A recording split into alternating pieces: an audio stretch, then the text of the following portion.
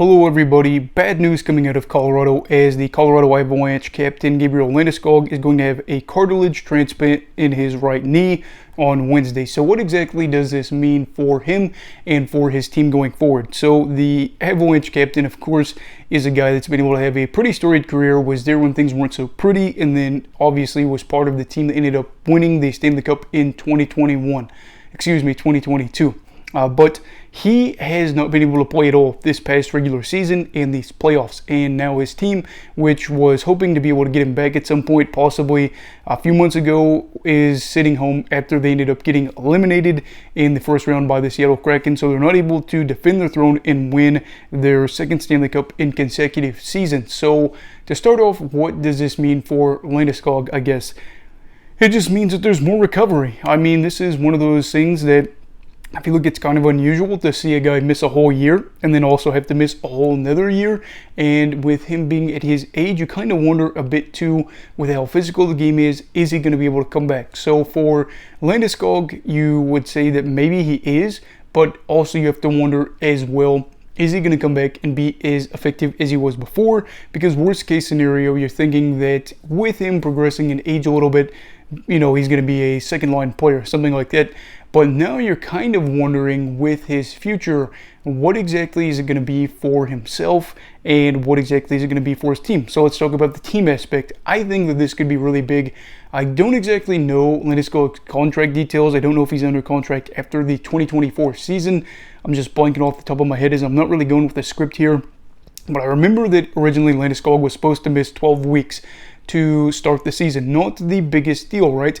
Well, next thing you know, things kept lingering, and then he was going to be out the regular season, and then it was also the playoffs as well for him. I think we did find out a little bit before the regular season ended that he would be out for the year.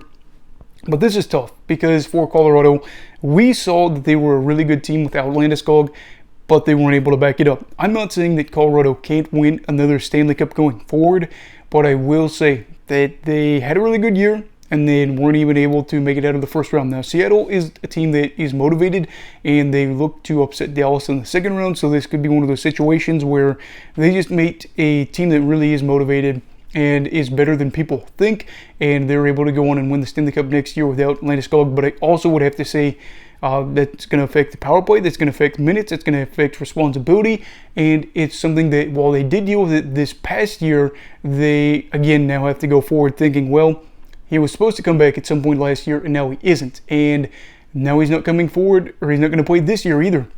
Which also begs the question, what is Landeskog's future going forward? Because they could look at this and say, if we play around with our lines a little bit, and we decide, this is how we feel about this, do we think that Landeskog is going to fit in and be part of the future? Because again, age and whether or not he's able to play at the same level are going to be a factor, but also team chemistry, because we're looking at him now. He's not going to play for 2 years at the least before he's able to step out there on the ice with the guys and play again. Not to say that they don't view him as a teammate, but to say that he is going to be able to go right out there on the ice right away and then just click like nothing has happened over the 2 years is premature. So I don't exactly know what's going to happen here, but I do think that for both sides this is a loss.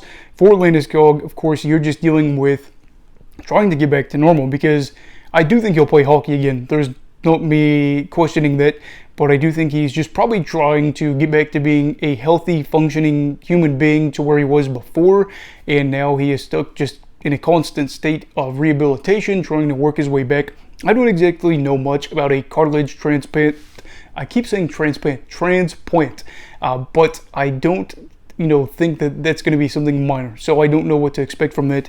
But also for the Avalanche, now too, that the future is going to be an uphill battle. And you knew that going forward, but there's other teams out there that are looking to get revenge or just to be a better team than Colorado. The Avalanche did have the second best regular season in the Western Conference, but I think going forward, it's going to be tough to see. But anyway, what are your guys' thoughts on this?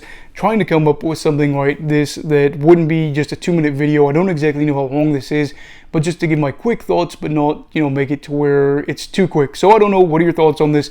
Do you think Colorado will be impacted greatly by another year without Landeskog? And do you think Landeskog will be able to come back in and play his same level of hockey? Leave your comments down below. Also, please make sure to like this video if you enjoyed it. Subscribe if you're new. Everybody stay safe.